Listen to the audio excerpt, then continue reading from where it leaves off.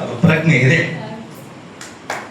ಆಮೇಲೆ ಇವತ್ತು ನೀವೇನೋ ಬಹುದೂರದಿಂದ ಬಂದು ಅದ್ಭುತವಾದಂತ ಸಾಹಿತ್ಯ ಸಂಭ್ರಮವನ್ನ ನಮ್ಮ ನೆಲದಲ್ಲಿ, ಕವಿರಾಜ ಮಾರ್ಗದ ನೆಲದಲ್ಲಿ ಮಾಡ್ತಿದ್ರಲ್ಲ, ಡಾಕ್ಟರ್ ಮಂಜುಳಾ ಪಾವಗಡ್ ಅವರಿಗೆ ಅಭಿನಂದನೆಗಳನ್ನು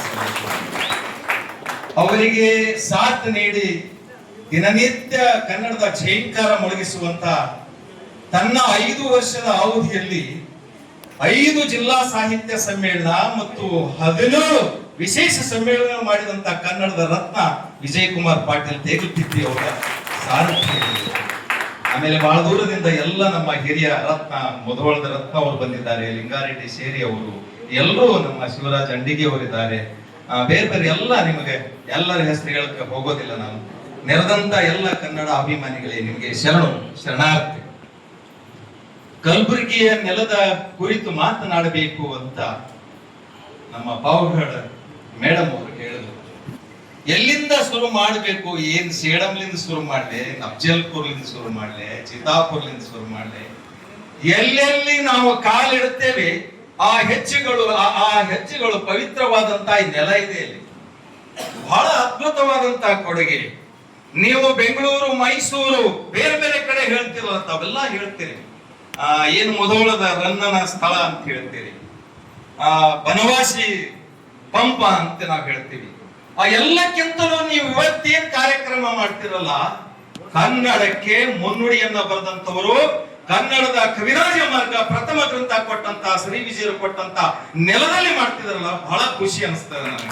ಈ ನೆಲದ ಬಗ್ಗೆ ಹೇಳ್ತಾನೆ ನಾನು ಬಹಳ ಒಂದಿಷ್ಟು ಏನ್ ದೊಡ್ಡವಾಗಿಲ್ಲ, ಸ್ವಲ್ಪ ಬೆಳೆದೀನಂತ ನನಗೆ ಅಹಂ ಬರಬಾರ್ದಂತ.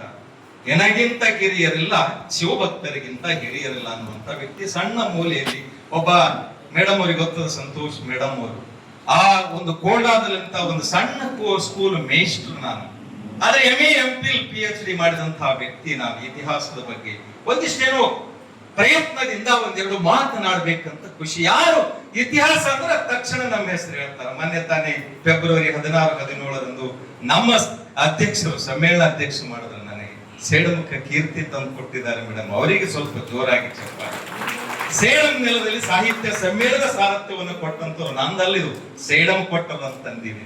ಹಾಗಾಗಿ ಇವತ್ತು ಕನ್ನಡದ ಉಗಮ ಗ್ರಂಥ ಕವಿರಾಜ ಮಾರ್ಗ, ಅದು ಮಾನ್ಯಖೇಟದಲ್ಲಿ ರಾಷ್ಟ್ರಕೂಟರ ರಾಜಧಾನಿ, ಅದು ಸೇಡಂ ತಾಲೂಕಿನ ಮಾನ್ಯಖೇಟದಲ್ಲಿ ಏನು ಇಡೀ ಭಾರತವನ್ನು ಆಳಿದರು ನೃಪತುಂಗ ಅಮೋಘ ವರ್ಷ.